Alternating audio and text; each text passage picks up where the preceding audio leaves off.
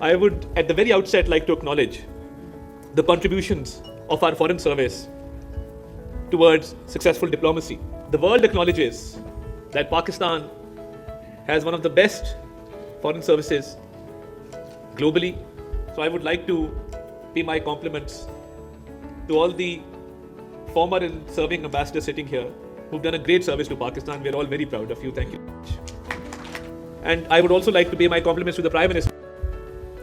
Because of his personal rapport and chemistry and the way that he's engaged world leaders in this entire situation, I think kudos to him.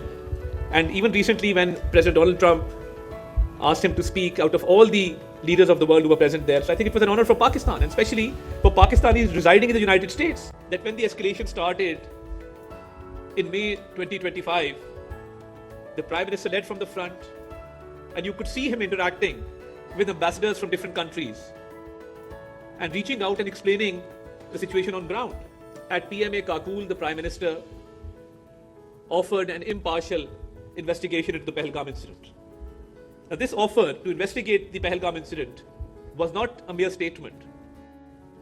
It actually proved that Pakistan had clean hands, that Pakistan had nothing to do with the Pahalgam incident.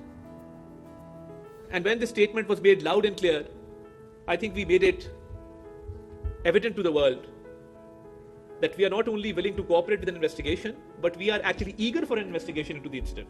And we received overwhelming support from across the globe. That the way our Air Force shot down 7 planes, which has now been mentioned more than a dozen times by the US President himself. That is clear evidence of how our Air Force, led by Air Chief Marshal Zahir Ahmed Babar, defended the motherland. Because a war which we never desired was imposed upon us. We've hardly seen this kind of synergy and cohesion. The whole nation came together behind our valiant armed forces. And the armed forces led by Field Marshal Sayyid Asim Munir defeated an enemy 4 times as big as Pakistan. Behind these successes is the unity of thought and action between the civil and military leadership. I must acknowledge that. Without this unity, none of these successes would have been possible.